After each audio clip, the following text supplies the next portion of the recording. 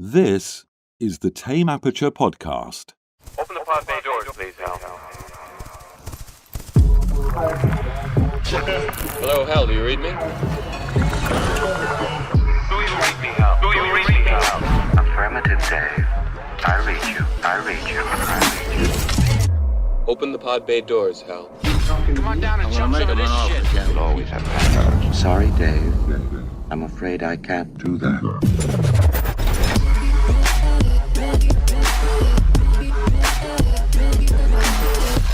Welcome to the Tame Aperture podcast, where we talk all things movies from first-time directors, indie films, art house, Coen brothers, and much, much more. Today on the podcast, we talk the 2007 crime thriller by the brothers Coen, No Country for Old Men, starring Josh Brolin, Javier Bardem, and Tommy Lee Jones, and based on the novel of the same name by Cormac McCarthy. When a man runs across a drug deal gone wrong, the hunter becomes the hunted in this neo-noir crime thriller. The film was released in November of 2007 and grossed an astounding $170 million on a budget of $25 million and runs 122 minutes long. I'm Gabe Vienendahl, filmmaker, film instructor, and movie enthusiast. I'm joined by Alan Martindale, veteran podcaster and editor, and joining us today is special guest filmmaker Anthony Drake from Los Angeles, California, or Orange County, I should say. Anthony, how the hell are you? I'm doing great. Very happy to be on the show. I'm a big fan of you guys and the show and this movie, so I'm very excited to chop it up with you guys. Well, man, we're excited to have you. Alan, how you doing this new year? Just dodging the virus, man. Just dodging the virus. Quarantining it up still into 2021. Yeah, we're still going strong into quarantine. So, hey, Anthony, so you're in Orange County. What part of Orange County are you in? Lake Forest. Oh yeah, nice, man. I actually I used to live in Laguna Niguel, way. Oh yeah, it's not too far. It's like 10 minutes away. Yeah, pretty cool. I used to play at that Lake Forest golf course all the time when I was a kid. Oh yeah, I go there I would go there a few times a week. I got my bucket a day and just go hit there. It's a nice little place to just kind of relax and hit some balls. Yeah. Actually, yeah. Yeah, it's an awesome little track. Yeah. Didn't learn very well, but I cut my chops there, cut my teeth there. It's okay. Yeah. Well, that's good, because now we can all say we've lived in the Southland. Anthony's a native. I was a 5-year resident, and Alan was also a resident at some point. Way back in the day. Way back in the day, as just a wee lad hitting golf balls on the old. Exactly. So today we're talking No Country for Old Men. This is going to start us out for the 2021 year.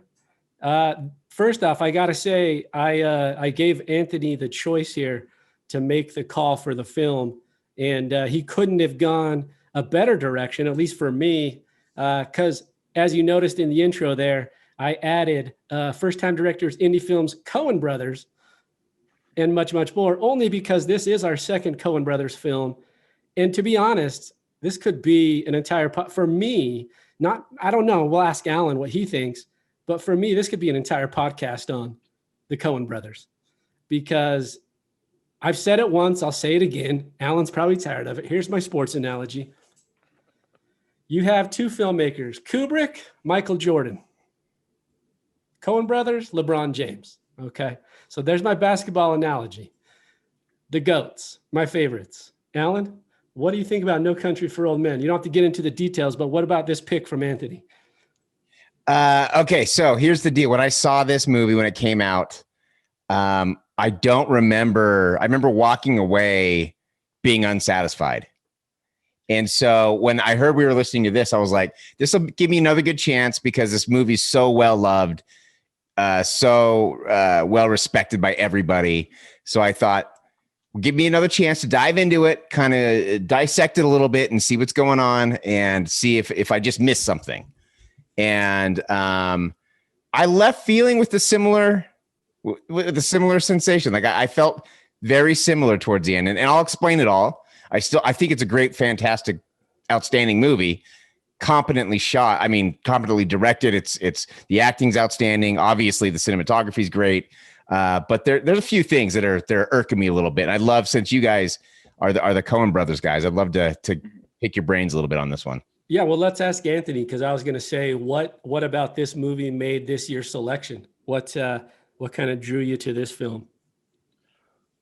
For me, it's really the versatility of the Coen brothers, and this I think was their first dramatic film in their filmography, if I'm correct. They hadn't really done much drama up until now.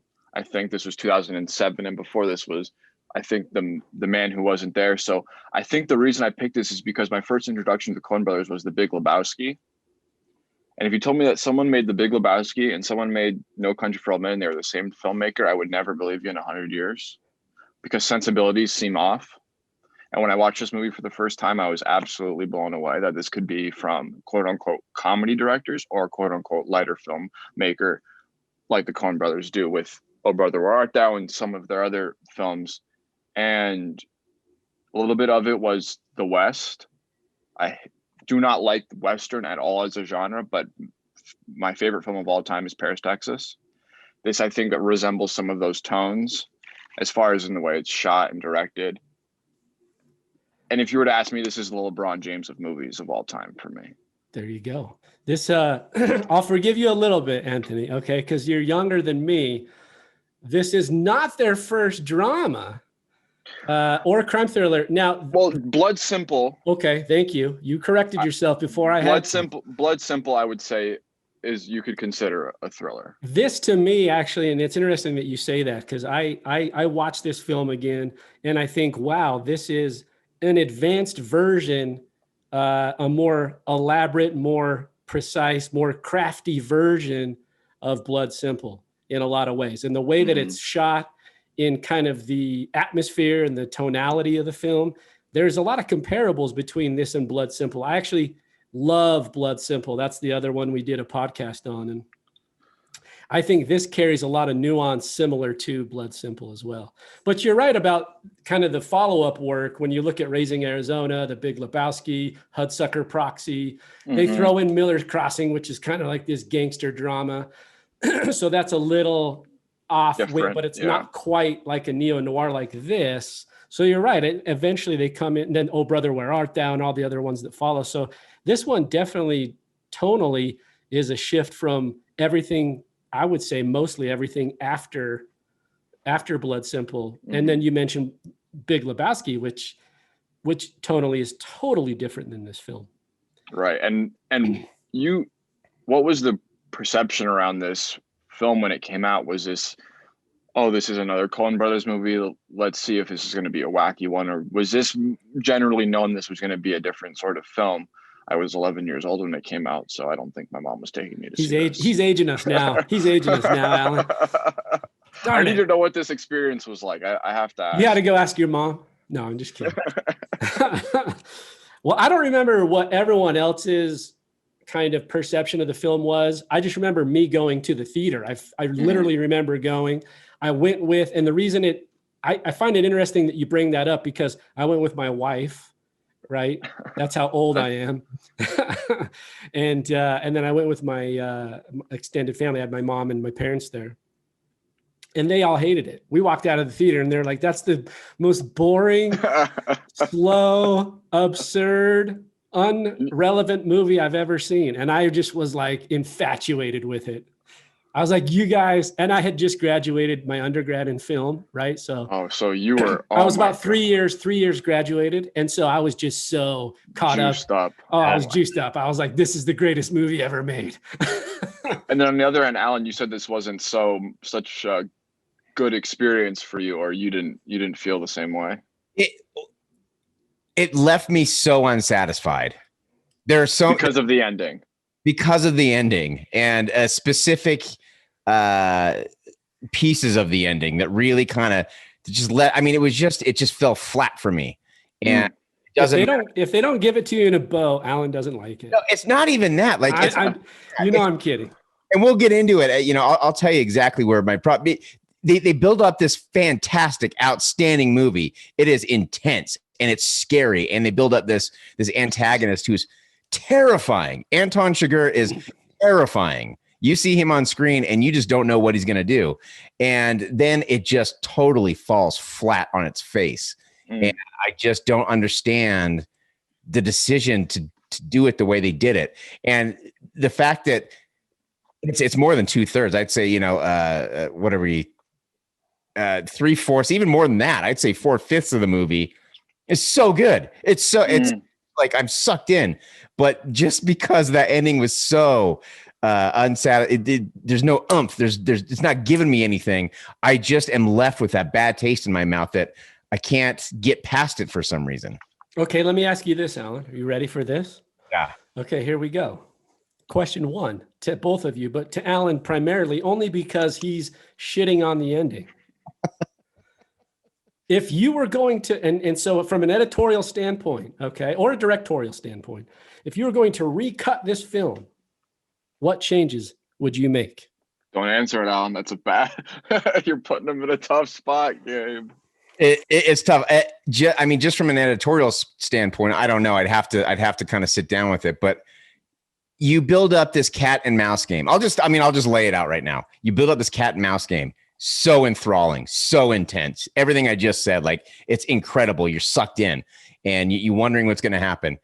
And then they kill him off screen. They kill him off screen, and it's not even by the guy who was chasing him.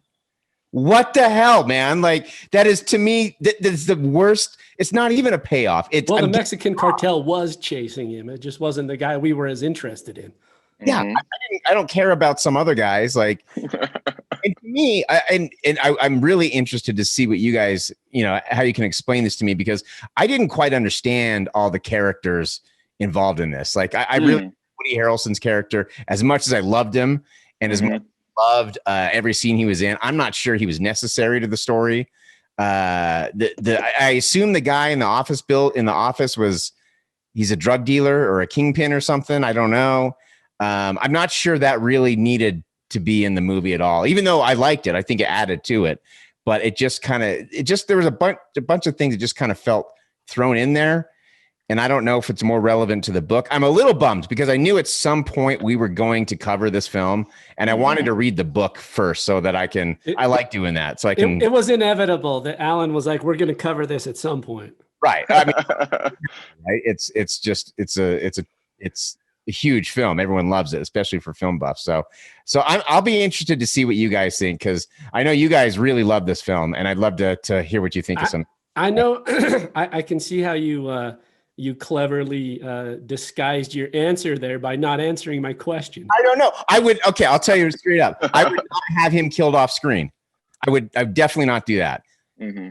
Okay. That's a fair answer. I can go with that for sure. That's the first thing I would do. What would make it more satisfying to see him die on screen? I'm curious. Like do you want to see his character die? No. I mean, not necessarily, but I want one of them to win. Okay. I want a definitive. I want one of them to achieve their goal. Like, to me, that's the movie. That's what the movie's about. And I don't know how you half-ass it.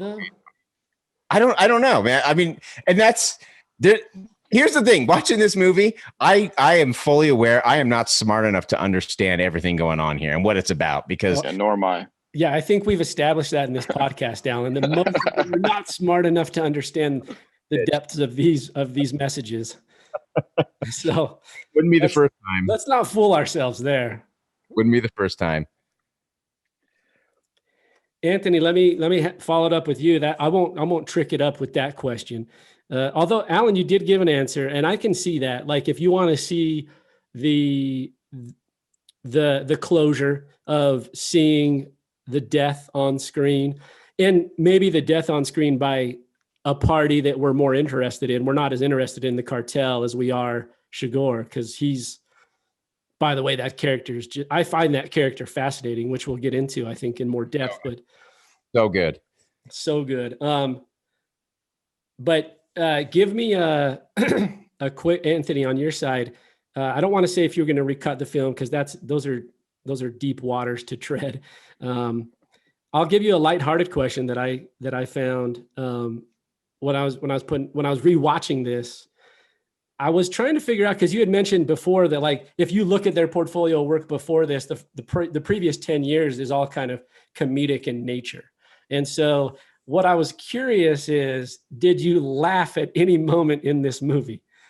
I laugh at this movie quite a bit. Okay, interesting. And I'm curious where and kind of why.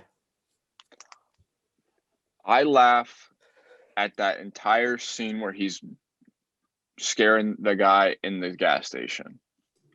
I think, to me, there's something evil about that, but also his character, Anton Chigurh, knows what he wants, and I think he's messing with him, and I think it's hilarious.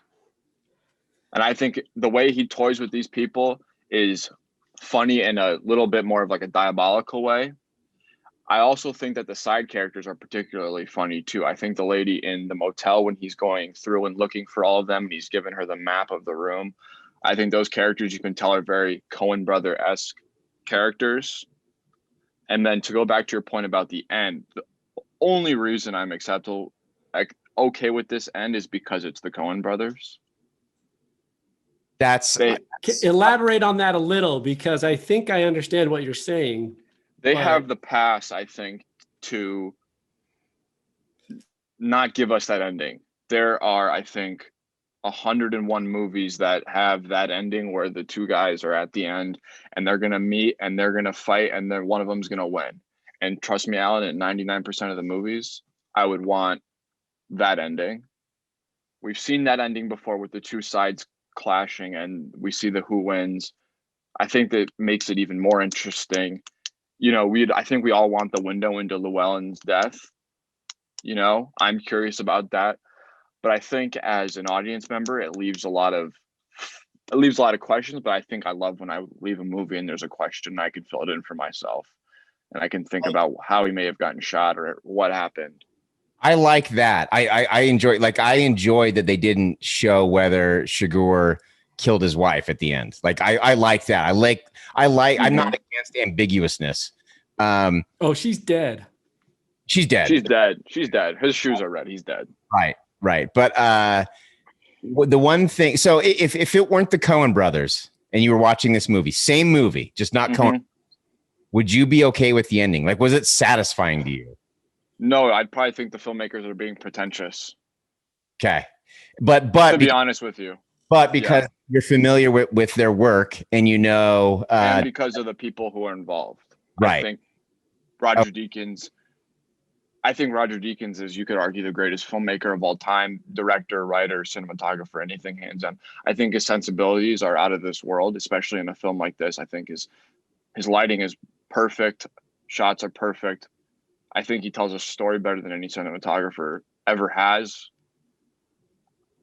Yeah, I don't think there's any. I agree with that. I don't think there's any arguing on on the Deakins front when you're talking about like artistic and technical excellence through cinematography and other things like you mentioned. But yeah, his sensibilities are out of this world. They really are. And Alan won't agree because Alan won't agree with anything that the mass populace agrees on.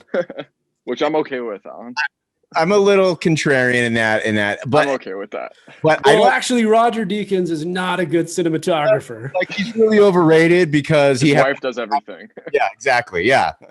I'm gonna say, you brought him up. I do want to mention one shot that I just absolutely loved, and it was it's interesting that it was included in there because you get a little bit of Anton Chigurh's personality in it. It's when he's driving over the bridge. And it starts up above and the crane comes down and like he shoots the bird or he shoots below the bird.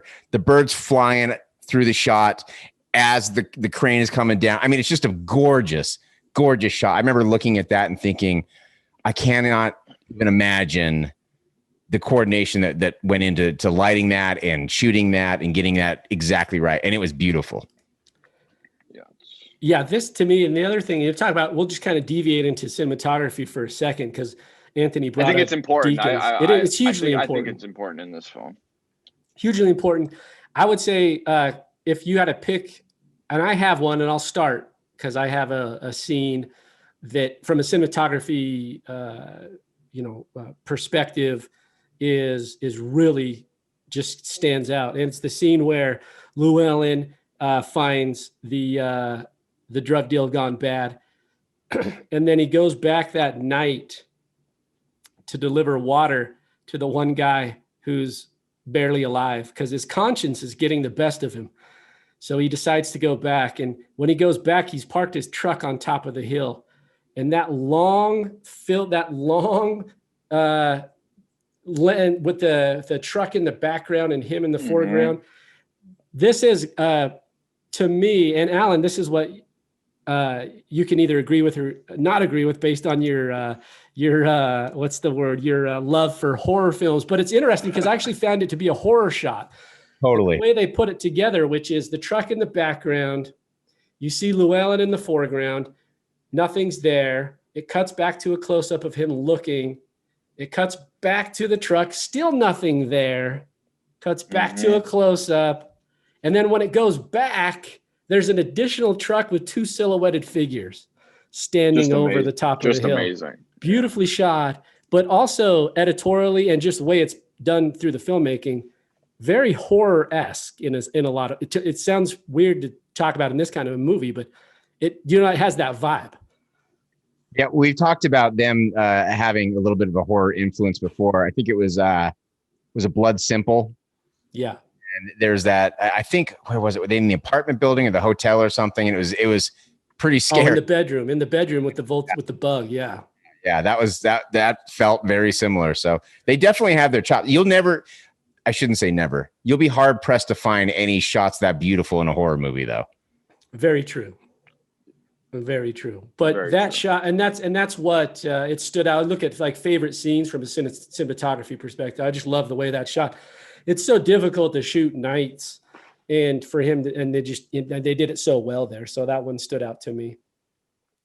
And when he goes back, you're just thinking, don't go, dude, don't go. What are you doing?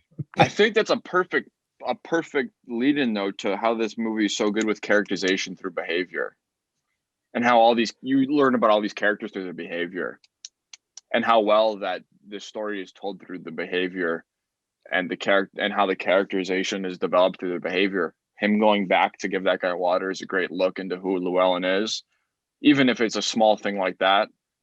I think all of the stuff with Anton Chigurh, all of his mannerisms, the first scene where we see him choking out the cop, that to me is one of the more visceral scenes in a movie, horror, drama, anything. So I think the behavior of all these characters is really good. And I think that scene is a good lead-in for, the characterization through behavior where he's going back and giving that guy water. Yeah. Go ahead, Alan. Speaking of Llewelyn, how did he get to be such a cunning James Bond-esque type of guy? Like, was it just that's what I was wondering too. I had never noticed. I had never wondered. Two tours in Nam. I guess that'll do it. Yeah. I mean, 2 tours in Nam's no joke, dude. It's no joke, but I'm not sure you're playing cat and mouse with this psychopath on your trail. Yeah. I don't know that he's overly cunning, though. I don't know that he's pretty smart. I'm not saying he's not smart. I think, classify him as like, I don't think he's doing anything. I actually don't think he's doing anything outside the norm of his character. Like if you're a hunter, seems as smart as that character could get. If you're a hunter, right? You're kind of rural. You're a war veteran. They all seem kind of natural to that character's archetype. It seems like it fits in. It doesn't seem like he's overly James Bondy, like he's doing things that are beyond his capabilities. Well, they make it believable, and it did not keep me from enjoying the film at all. It was just something I kept wondering. Even Woody Harrelson says, "You saw him and you're still alive." You saw Chigurh alive. Like he was surprised by that. But I don't think that was cunning. I think that was just right time, right place, and then using the shotgun at the proper time. It could. And he's been 2 tours in Nam, so I don't think, staring down a bullet's a new thing to him. Well, not staring down a bullet, but the whole maneuvering in the motel and getting the other room and hiding just stuff like that. He just knows how things work. It's just a little. I would agree with Alan there. That seemed a little bit elevated above what his character's resourcefulness would be. Because I agree with you, Gabe. He definitely seems resourceful, and he would have these sort of means for hiding money and stuff. But I think when he's getting into the motel and he's really figuring out things, I think that was a little bit maybe above his character, but not if I'm really. I disagree with both of you, and you're both wrong. No, we're right, man. You're outnumbered. It didn't keep me from enjoying the movie whatsoever. It's not even a nitpick. It was just a question I had. No, I completely disagree.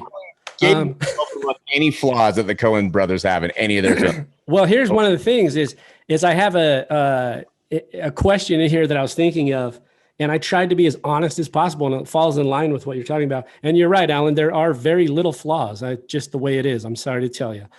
What are the major story weaknesses of the movie? Here's my answer. Not a lot.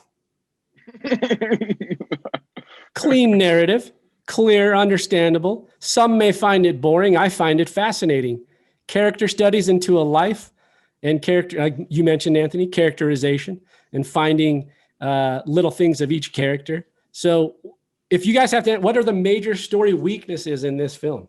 Well, Anthony, let me ask you, did you find this boring? Because I've heard Gabe mention that he knows a few people that found it boring. Did you think this is boring? No, because my favorite movie is Paris, Texas. Right. And that movie, I think, is boring. I made Alan watch that one too. So I think when the action is done in this movie, it's so entertaining.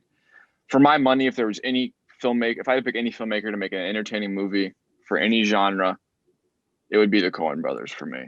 Yeah, I didn't think it was boring at all either. Mm-hmm. I think for people who might find it boring, I almost think if you just add a bit, just watch Uncut Gems or something. Then yeah. I think if you have the same film but you add a score, I don't think they're as bored.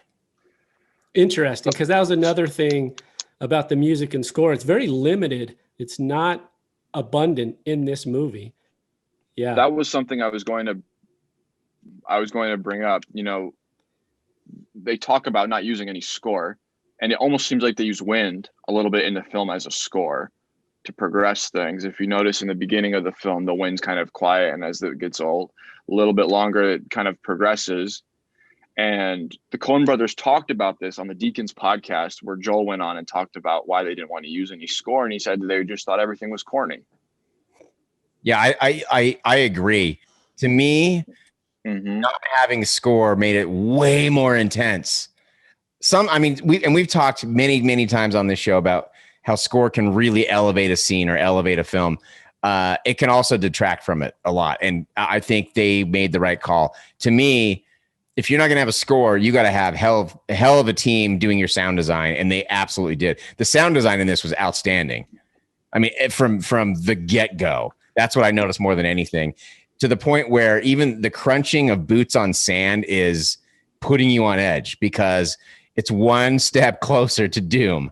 Like he goes into this drug deal gone wrong, and every footstep as he's approaching each truck is like, oh God, what's going to happen?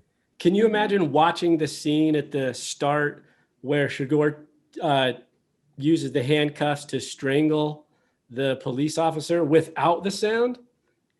Oh. How would that play? It wouldn't play as deep as it does. No, not at all. No, and the sound design on that was incredible. Because those boots are scraping on the floor. That was a little Texas Chainsaw Massacre. Mm-hmm. Yeah. A little bit of that going on. If you don't mention Texas Chainsaw once in every podcast, we're failing. That's my. No, you're right. The sound design plays a huge role in it. And I like what you said, which is if it's one of those things where when you're putting a movie together, there's this delicate balance. And if you push it too far, it might actually detract from what you're trying to do.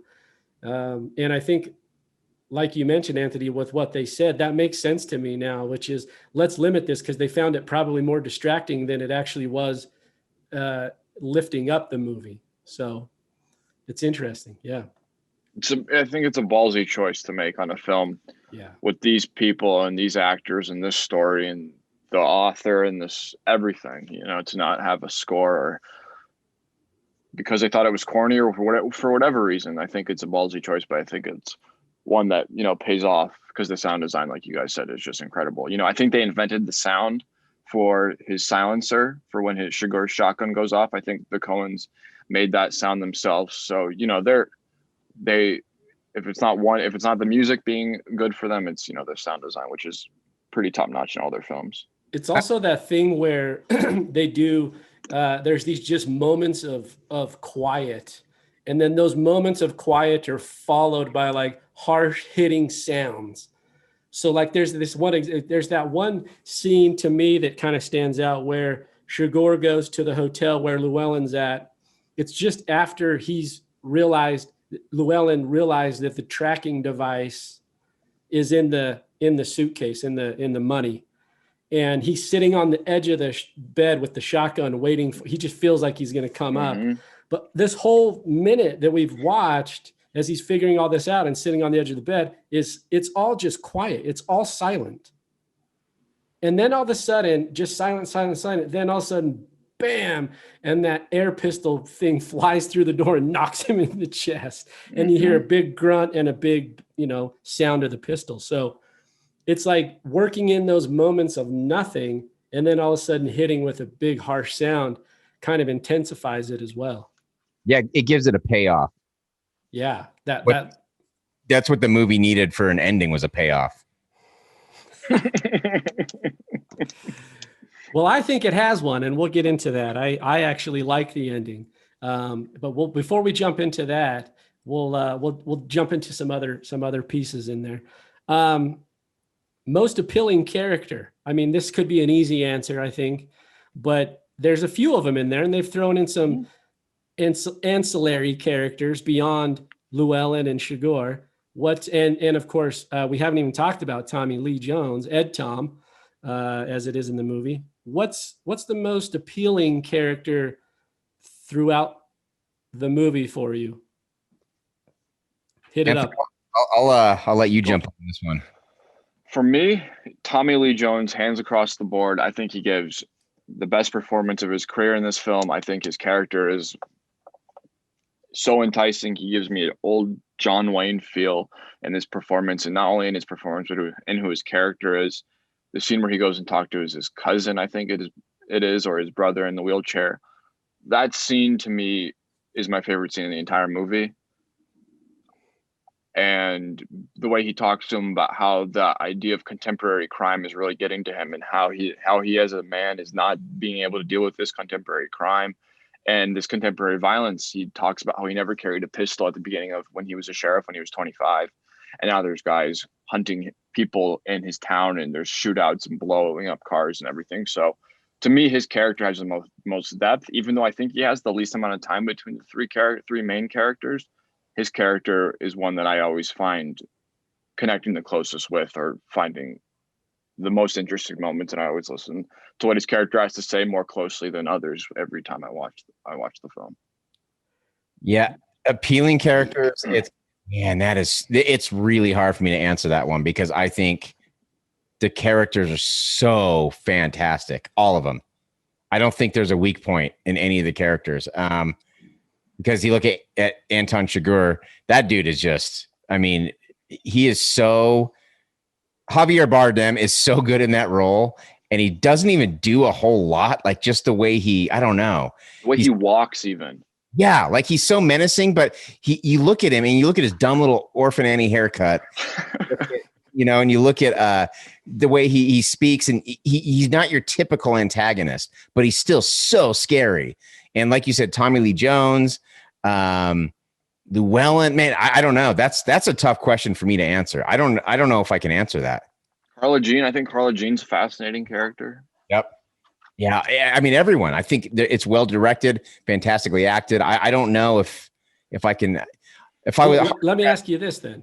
Let me ask you this, because I think it'll relate, and you can pull from this one, which is, aside, we talked about cinematography, but if you had to choose a scene, what scene was most appealing? What scene? I think there's a good handful, but I can select a couple, and then maybe we can dive into why that's such a, interesting scene or appealing scene to you. If you had to choose a scene, Alan. Well, let's hear what are you thinking, Gabe? Like, what's you got a couple? So what's interesting is when it comes to the characters, I agree with you, Alan. It's so, when you build a movie based solely on characters, there's plot here, but it's not an emphasis. The emphasis is following the characters. I liked what Anthony said. I'm fascinated by Ed Tom. I think he's great.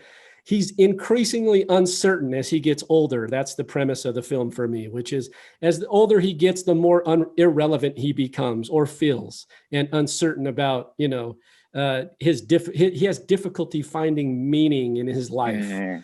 And that's interesting to me as you get older. Like I'm not old, but we get older every year. And I just feel like each time that as you kind of grow and mature in your own life, I kind of sympathize for him. I kind of understand. And it's even looking at my own dad, I go, wow, as he gets older, like, I don't think he's lost his confidence. He's my hero. He's still my guy, still my favorite. But as he's gotten older, there's a interesting transformation of kind of uncertainty, and kind of someone who I grew up with as Superman is now a little more like not less confident, but just like not sure. There's uncertainties that are presented. And I love that only because it feels all too real.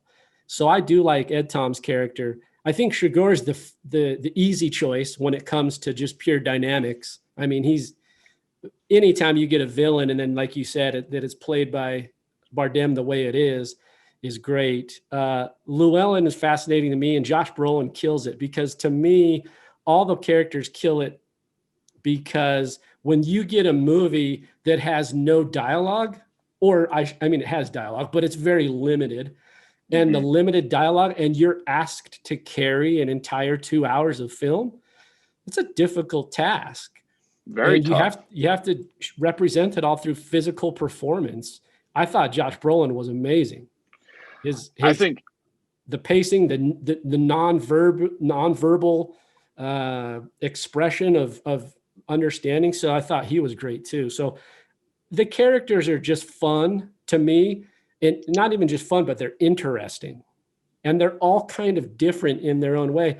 And then the last thing I'll say is, what's interesting about the contrast between them is that Chigurh and Llewelyn, to me, are actually the opposite spectrum of Ed Tom, in that even though they're completely confident in who they are, they're not even sure of the world around. They just know who they are and what they're doing, even though I don't understand what they're doing and why they're confident. This is who I am, and this is what I'm doing right now. Do you know what I mean? And so, and it could be the age difference between the three of them, but the characters to me are fascinating. Yeah. I think Josh does a great job in this film. I think he talks. I listened to the Deacons podcast quite religiously whenever they have good guests on. They did actually a look back at No Country. I'd recommend to any listeners of this, or you guys, if you haven't checked it out, to go back and listen. They have Josh Brolin on, and they have Greg Fraser, another cinematographer, who asks Roger questions, but very in-depth. And Josh says this was the hardest task he's had to do as an actor, because he knew stepping onto that set that Javier and Tommy Lee were in their ballpark. He knew that they were going to be in that sphere of greatness with those characters. He was concerned, like you said, about carrying the film for 2.5 hours with the little to no dialogue, the actions, the blocking. He talks about how it was very difficult for him, and that how he's like trying to get through that process, and how the process was almost like what his character was going through in the film, he said, in fact. So I think his performance goes without being said, but I think he does a fantastic job in this film, and probably his best performance. I enjoy him certainly more than this than I do as Thanos. Or I find it interesting what you said too, which is you were listening to that, and he said that and that makes sense to me, like going in, that Bardem and Tommy Lee, they seem to fit into that mold where they don't have to talk for us to understand. And if you look at Brolin's previous work, I think he's a great actor, but he's always been it feels like, at least, the more verbose kind of, this is how I express myself. And so to do it without that, I thought he did great. So that's an interesting side note. When it comes to, Alan, tell me your favorite scene. Okay, so or most appealing scene, however you want to phrase it. I love the scene inside the room where he's dead, that we were supposed to see. Yeah, exactly. The scene that Alan wrote in his head. The scene that Alan's typing in final draft. Exactly. Yeah, exactly. No, I really enjoyed that first scene with Chigurh when he is in the convenience store talking to the gas station clerk or the guy who owns it. I loved that back and forth. You could tell that he was toying with him, and he really, really enjoyed it. And then contrast that when he goes to the trailer park office and he talks to the lady who is also in the remake of the Texas Chainsaw Massacre, I want to say. And he talks to her and she pushes back. Like she's aggressive with him. And so you're thinking, uh-oh, this is going to be bad news for her. But instead, it's almost like he met his match, so he just walked out. It's like he enjoys preying on weak people. And to me, that those contrasting scenes really give you a good insight into his character, I think, and kind of what makes him tick. And it's the mind of a sociopath. It's kind of fun to see that. Yeah, he's living on his own twisted and weird principles of life and death. Yeah, because that gas station scene, as we know, is great because the subtext there is all it's there, but it's also written out in front of us. It's like you can understand the nuance of what's happening, right. And that I actually put that in one of my scenes that I laugh at. So, and you had mentioned this too, Anthony, which in that scene you were laughing at. But the reason I laugh is more at the end of that scene. After he's gone through all the turmoil of teasing this guy, and he tells him to put the quarter back in his pocket or it'll get mixed with the others. And then as he's ready to leave, he turns around and goes, because it's just a coin. Which it is. And you're like, what? It just twists you around. And that's when I laugh at the end of that scene, which is so funny because he's so demented and twisted. And he's just taken this guy through the ringer. And he's lived now, but it's a weird element of principle too. Like he's two-facing it. It's very two-faced, but he's living by the principle of the coin, and the coin landed on heads, and the guy called heads, so he lives. Oh, okay. Well, it's just very twisted. And then he just tells him it's a coin. It's just a coin. It is. So a lot of. I think going back to that scene real quick, I think that goes without being said. The actor who played the gas station attendant does a fantastic job. Yeah. I think we think of that scene a lot as what Javier did to him, but I think to be in that scene with a powerhouse like him and doing that kind of scene, I think takes a lot for I'm sure he's a big actor in his own right, but to be in that movie and have that small of a role, and I think he does a great job in that scene. Sometimes that's not always mentioned.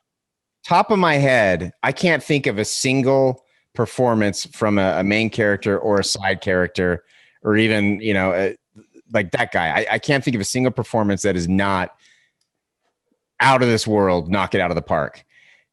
That's got to be direction, right? I mean, when your film has consistently outstanding performances like that just has to be coming from the direction. Yeah, it would seem that way. Also, I think the writing, just the preciseness of the dialogue. True. Yeah. But yeah, and I agree with you. I think that guy is great because he makes it so authentic. It feels like he runs that store. Like that's what he does. Like that's his job. And they just randomly pulled some guy who runs an old country store in Texas, and it feels real. But yeah, it's a lot of direction there for sure. Yeah. I would think. His confusion about what's going on is, to me, he sold it, man. Because that's what I'm thinking too. I'm like, what the hell? What about? Yeah. And then again, okay, this will be my last, and I just have to mention this to get it out of my system. My last is the air gun. I mean, that's straight up from the Texas Chainsaw Massacre. It's not in there, but they talk about the air gun and how it kills the animals. And when they speak about it, it's almost like it's ripped straight from that movie. So I think there are a lot of, I don't know if they're homages, probably not. I'm probably reading too much into it, but it made me enjoy it a little bit more. In your mind, there are always homages to Texas Chainsaw. Always. It's always homages to Chainsaw. So did we identify your favorite scene, Anthony? We talked about the gas station, but was there something else that stood out? Because Alan was also mentioning that scene, but was there not cinematography, just in terms of general storyline? No, I think you mentioned the scene of him in the hotel room where he blasts open the door handle. I think that scene is fantastic. I think it's a scene we watched quite a few times at school in a few classes to just understand the editing and the pace and how energy is so important in a film. I think that's a very good scene. I think the whole thing is fantastic though. Nothing really misses a beat for me. I love the scene after he gets shot in I believe it's in the shoulder and he's in the river and the dog comes and chases after him and I like that part of it. I like, there's not much of it that I have a problem with or misses much of a note for me. You were in the same boat as I was in your notes, which was what are the major story weaknesses, and you wrote not a lot. Mm-hmm. Yeah, not a lot. I don't think there's a lot. I know you guys can get to the score of your movie later out of 10, but I think for me it's up there. This is let me say this, because you had mentioned this about I'll tell you my favorite scene is, and I love the gas station scene. I think everybody does, and I think any faculty member, by the way, LA Film has probably shown that scene. It's like required. I think, writing, right? editing, cinematography, directing, everybody. I think Charlie comes in and is like, "Have you shown the No Country scene yet? No, you got to get to it." Okay, yeah, all right. I think me and Linda got in a fight about it once because she realized I was showing it, and she was like mad at me. Okay. And I was like, does Linda like it? Do you own the scene? What do you want me to tell you? She wrote it. Yeah, she wishes she did. No, I like Linda. I'm just kidding. I give her a hard time too about her taste. Okay. I have her book somewhere. Me too. Somewhere hiding here. Shout out to Linda. Good job, Linda Cowgill. Good work, Linda. You great wrote a book. Yeah, good book. It is a good book.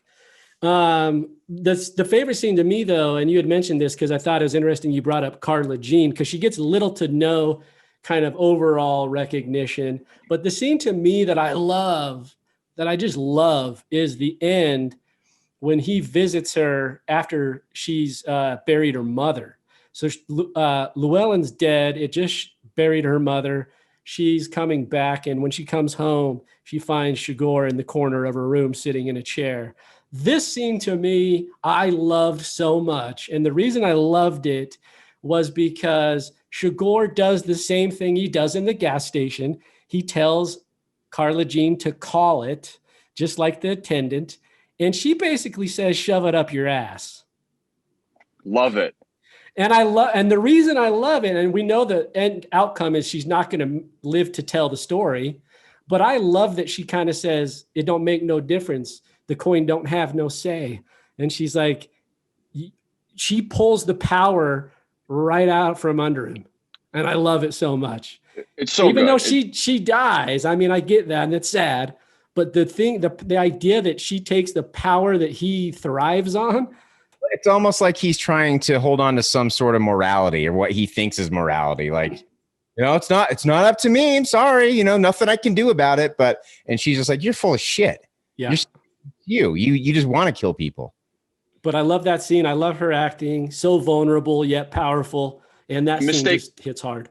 Mistake me if I'm wrong. Is she the only character to talk to all three of them? She talks to Chigurh, she talks to Tommy Lee Jones, then she talks to obviously Llewelyn. I don't think any of the other characters talked it, right? Yeah. She's the only one. So I thought that was an interesting choice from the Coens as well, to have her be the only one to talk to Chigurh and talk to Tommy Lee's character and then to talk to Llewelyn. I think that's an interesting thing. Her demise was her demise, but I think that was an interesting thing. No, that is an interesting point. She's kind of the tie between the three leads. Yeah, I think, and her performance was very good. I thought Kelly MacDonald, I think is the actress' name. I think she did a fantastic job. Yeah, he was outstanding. Any other, before we kind of start wrapping it up, we'll get into some summaries and then some quick ratings. But any other, just a kind of an overarching question, like any other artistic or technical excellence in screenplay, direction, cinematography? I think we covered a lot of this. Acting, editing, special effects, things that stood out. Well, it won for directing, it won for supporting actor for Javier, it won for adapted screenplay. So it's a fairly well decorated film. Could have won for multiple other awards. Hard to find a note technically where this film misses. I'm sure Alan will find one. Alan's got one for us. And let us know. He identified one. You find a boom shadow somewhere? Yeah, I'd be in there, man. I've run boom before. Like I know the fear of everyone on set. Oh Yeah, my god! boom's in the shot. Boom's in the shot. As soon as you get down there, man, it's the biggest pain in the ass. Technically, I mean, this movie is outstanding. I top of my head, I can't think of anything. To me, Deakins did a fantastic job of taking scenery that was mundane and boring and making it interesting, visually interesting. And that's not an easy thing to do. So I thought it was fantastic. But let's not move on here. I gotta understand what you guys are thinking about this ending. Anthony, you kind of explained yours a little bit. I don't know if you want to dive into it a little bit more. But at some point, Gabe, I gotta hear your defense of this ending. I have a defense in my summation. Don't jump the gun. Okay. Before you get to it, Gabe, though, I'd have to ask Alan. Do you really care to see them at the end together? No, not necessarily. Not necessarily, but I certainly don't want to see our protagonist who just dead on the floor. And I certainly don't. I mean, and I could even forgive, other members of the cartel killing him. I actually think that was a cool way to do it, where they're kind of speeding off as the cop is pulling up. I like that, but just don't, that's the climax of the film. I don't understand how you kill your protagonist off screen like that. In fact, actually, I will say this. I do remember when I saw this in the theater, I do remember the movie was so intense up to that point, and I was so kind of on the edge of my seat that I remember being a little relieved, because it was like, oh God, at least I don't have to live through, seeing that.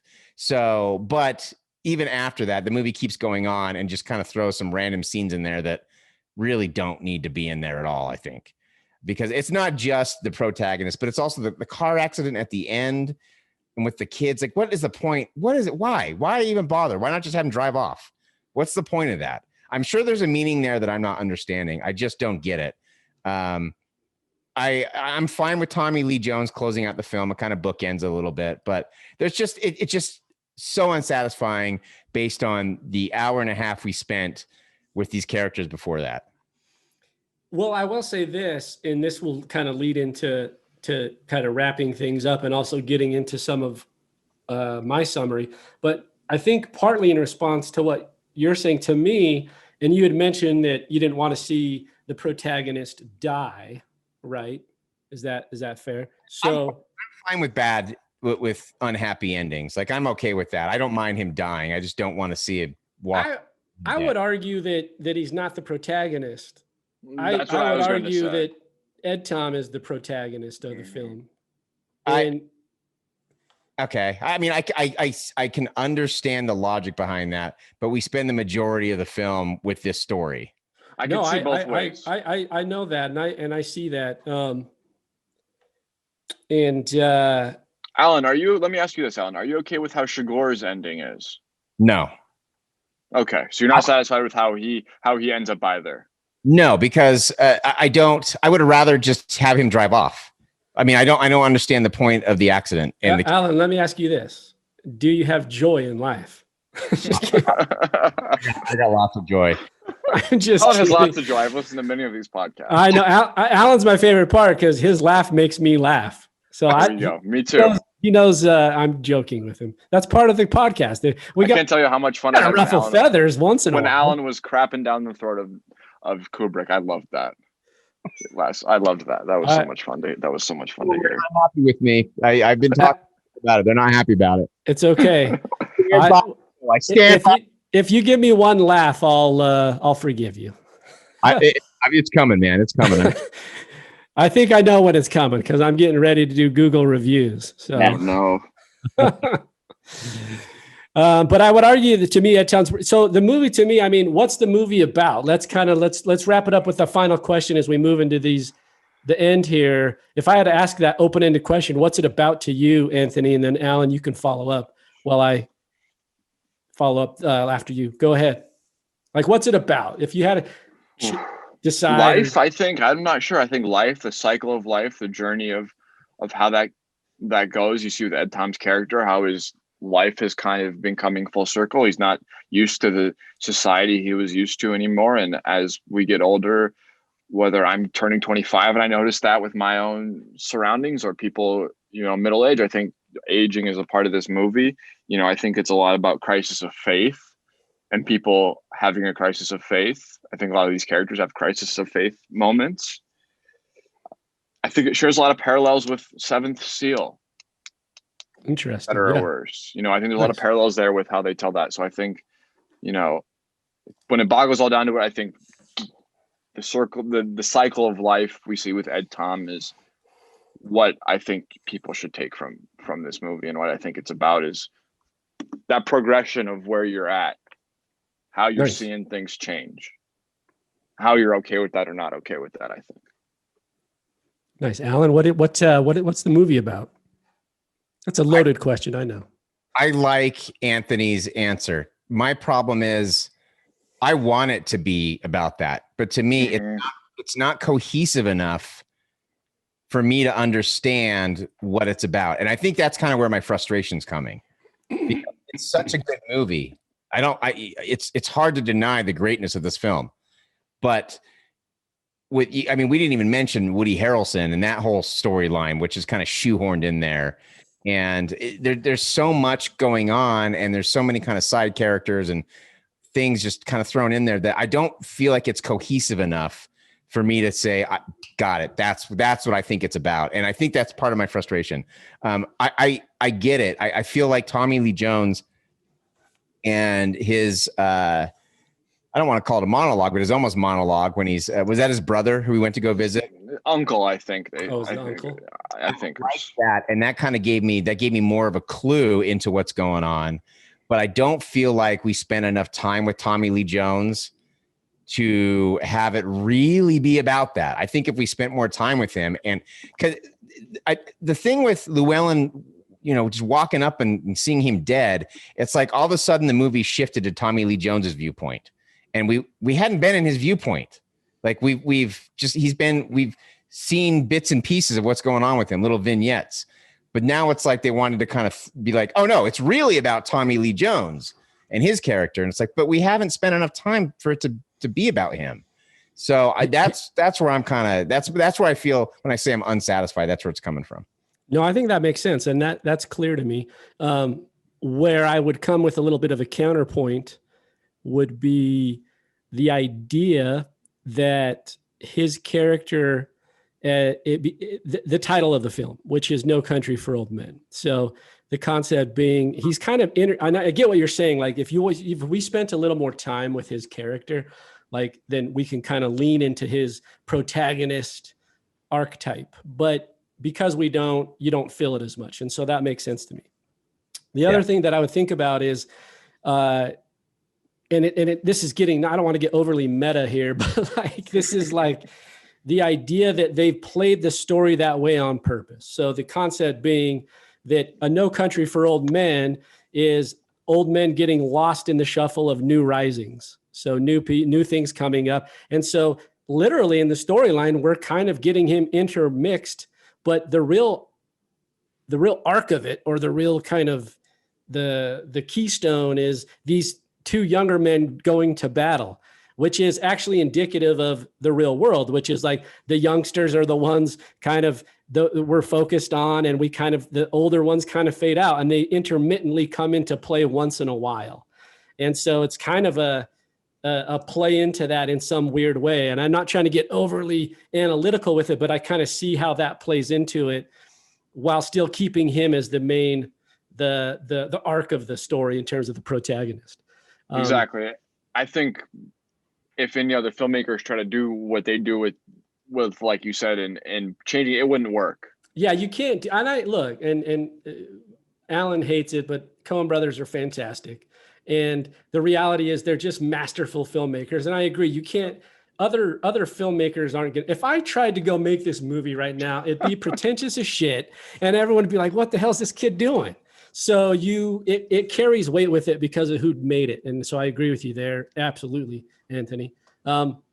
Look, here's a little bit of a thing on the summation for me. I think it's masterful. I think it's about character. I think it's about really kind of human nature, but mostly I think it's about fate. And if you think about fate, you can't control it. You have no say whatsoever, despite what you think you can do or say or try to accomplish. It is what it is. The outcome is decided.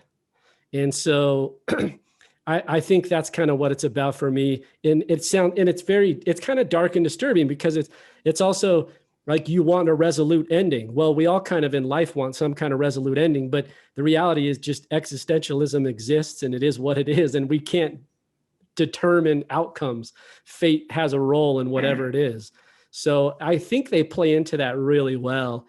And I haven't read the novel. I would love to as well, Alan. I think that was one thing I would love to do. And maybe I'll go back and do is read. I've actually read one of his novels called Suttree. And it's a great novel, but it's kind of got these nuances too. But I'd love to go read this one as well and kind of pull from that and see what the theme is coming out of that novel. All the research tells me they followed it pretty closely, as close as you could for a 2-hour movie.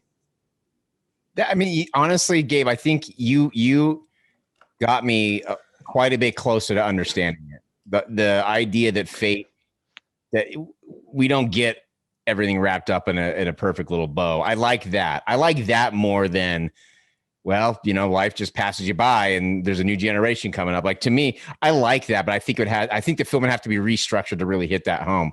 But that I kind of like that. That's making me feel like I'm a little bit closer to understanding what it's all about.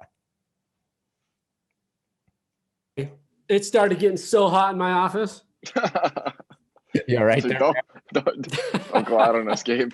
And then I started coughing.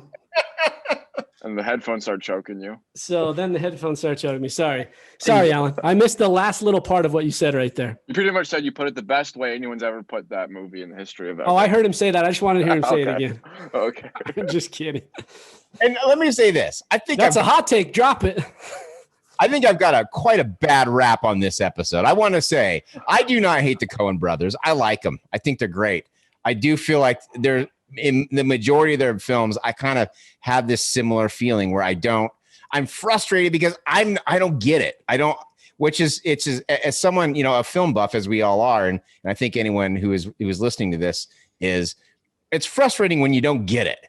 And I'm consistently not getting it with the Coen brothers. And I think that's totally my fault. It's not their fault at all, but that is kind of it's frustrating, man. And it makes me feel stupid. And I don't need any more help feeling stupid because I feel like that all the time. So it's a little frustrating, but that makes sense because I feel that way a lot too. And then I walk out and as you just said, I think you alluded to it, which is like as filmmakers and film buffs and people who love movies and enthusiasts, when you don't grasp it, and this happens to me all the time, and when you don't grasp it, you feel dumb. You never want to be the one to admit you don't get it. right, exactly. Yeah. I mean, I've gotten the age now where I don't even care anymore. Like I don't. But I agree with that too, Alan. But here's the other thing is that the reality is, even if that's the beauty of it too, because every film has a level of interpretation. So that's how I felt, right? But that's not what the Coen brothers intended. I don't know what the hell they intended, but do you know what I'm saying? So that's the beauty of it is you can kind of take different paths and interpret it other ways. So right. Yeah, but I Gabe, you definitely got me quite a bit closer to grasping it. Alan, it's like what we said with Kubrick. Anybody who goes into the movie, like walking out and being like, oh, here's exactly what Kubrick was doing, is full of shit. Right. So, Well, Unless they were on set. unless they're, what's the film worker? What's his name? I just went blank from the documentary. Oh, Leon Vitali. Thank you. Leon Thank yeah, you. there Yes. go. Thank you, when, sir. I'm actually interested because when we eventually end up doing 2001, I can't wait to hear Gabe's interpretation of that one. Love that movie. That's all I'm going to say. 7-hour there. podcast. I'll leave it there. That's a 4-hour podcast at least. So I want to do a couple. So Anthony, we always read a couple Google reviews, just like randomly. I'll just pick them. I don't pre-screen them or anything.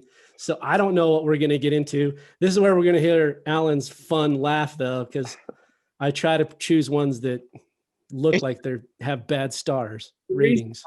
The reason I love this segment so much is it's just it encapsulates the internet so perfectly. Perfectly.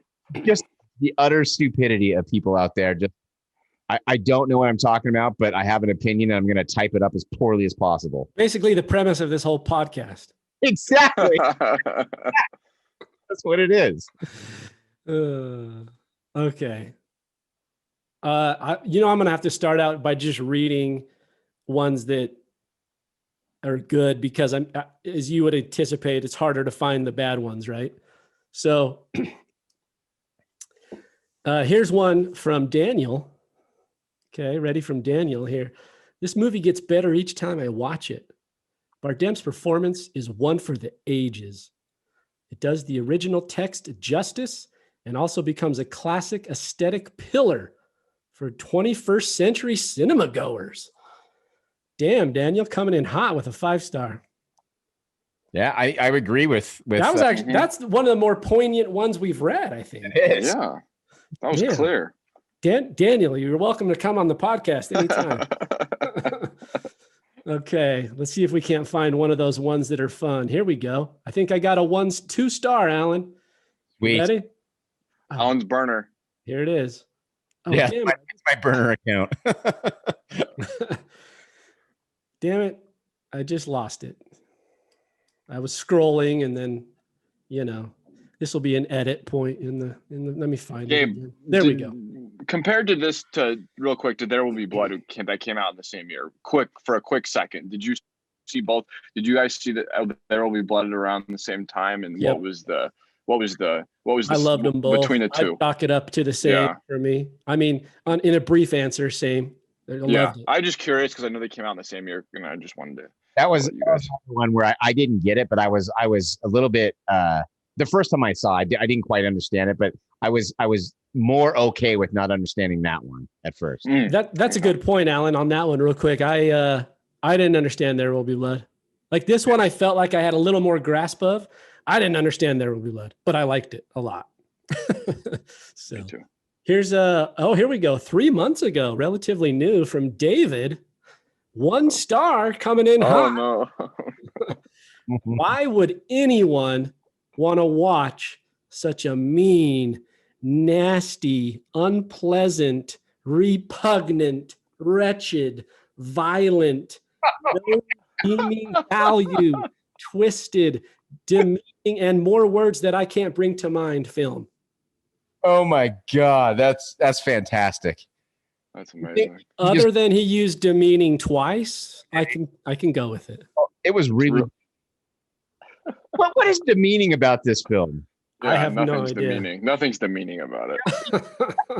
Googled. He just went to thesaurus.com and tried to look up different words.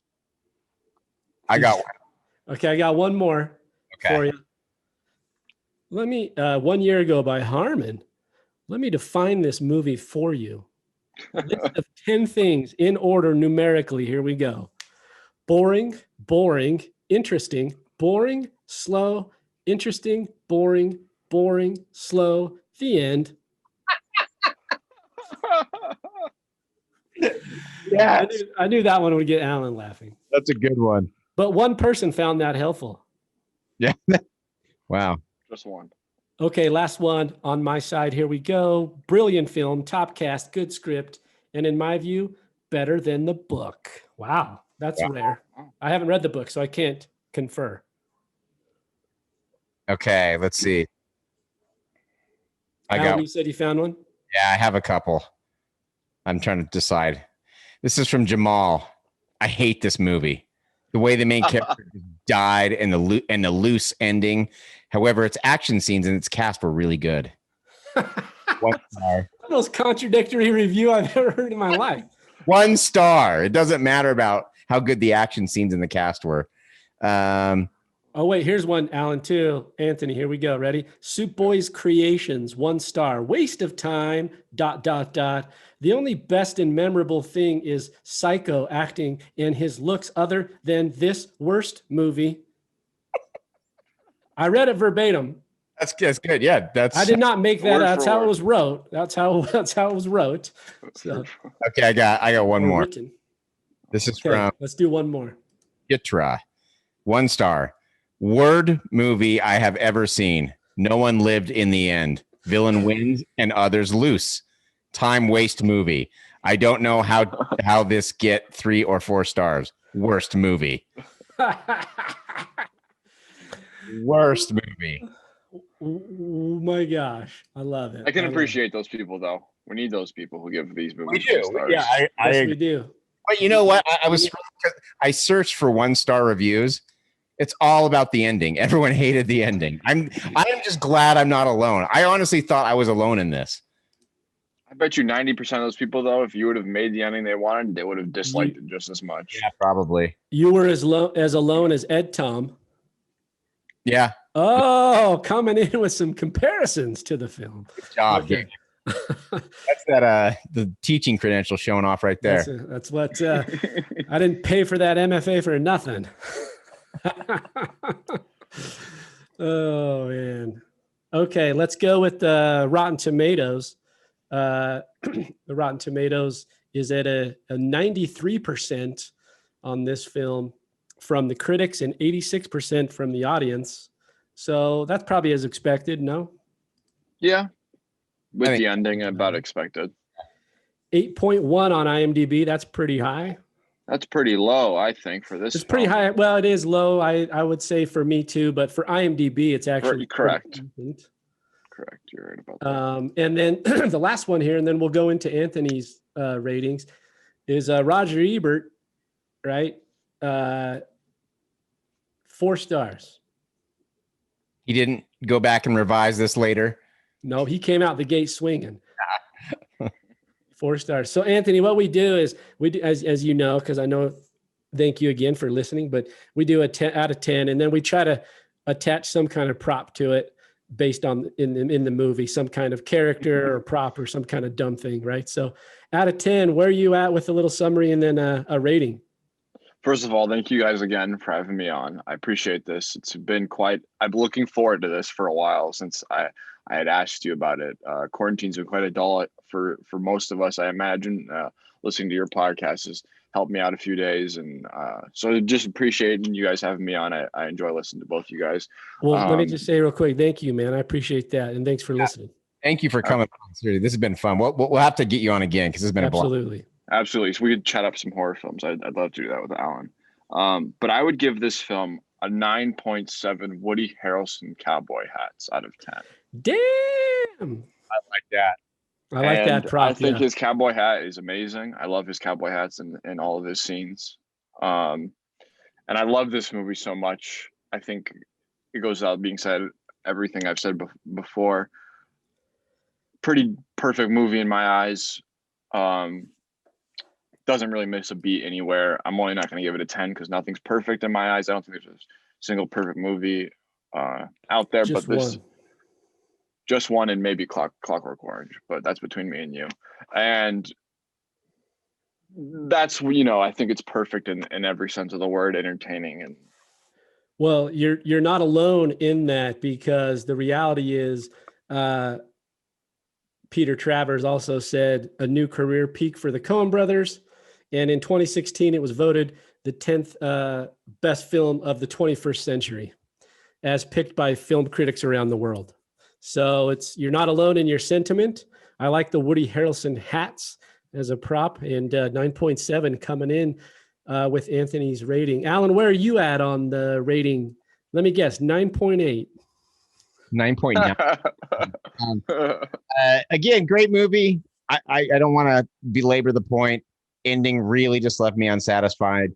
But other than that, it really is fantastic. I just, for some reason, I can't get that bad taste out of my mouth with that ending. I just can't get past that. I don't know why.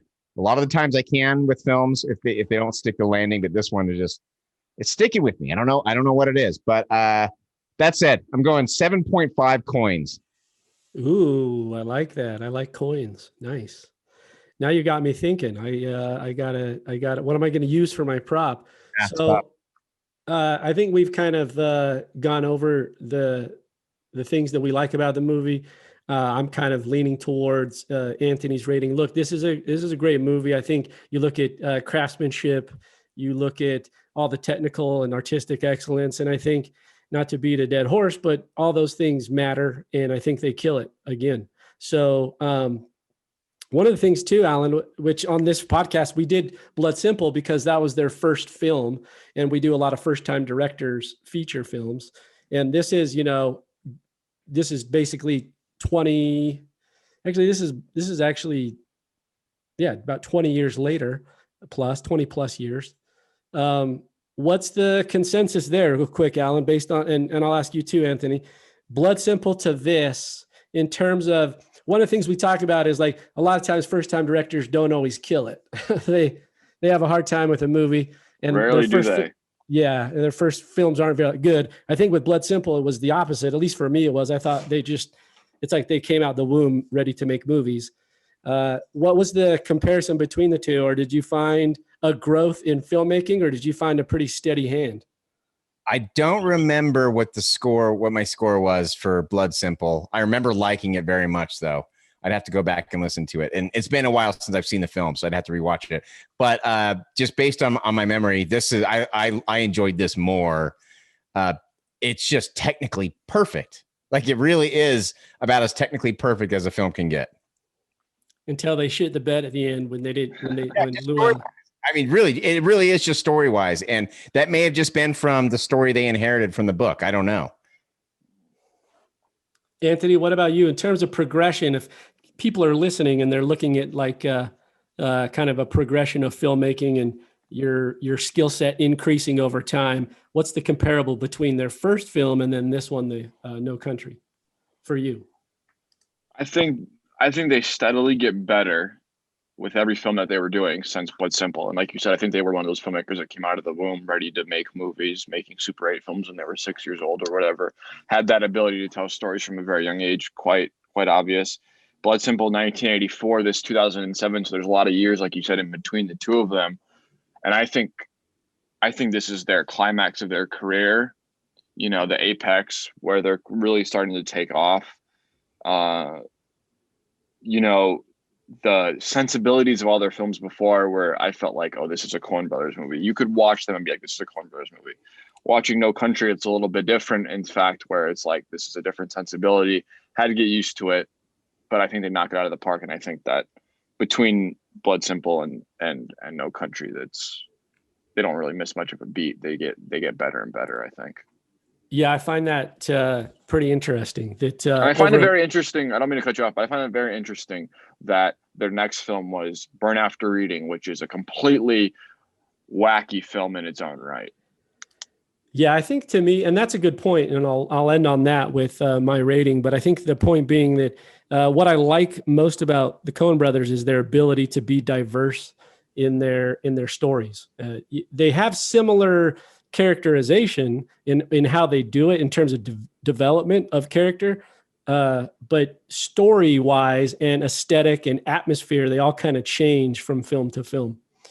And this one, I love it a lot because it reminds me so much of Blood Simple, and it's as though they were able to get another chance at making something even better than that. So this one comes in higher for me than Blood Simple. And I got to go back and check my rating on Blood Simple too. But for No Country for Old Men, I think about, if I was to, I'll pull the teacher card real quick again, Alan, which is like, if a student came to me and said, hey, what do I need to watch to learn to be a filmmaker? This would be in the top 10 films of them to watch to be a filmmaker. If they really wanted to study all of those aesthetics of filmmaking, from writing to editing to cinematography and everything that falls in between, this film would be in that top 10 of them to go watch and study, like actually study out how they did it.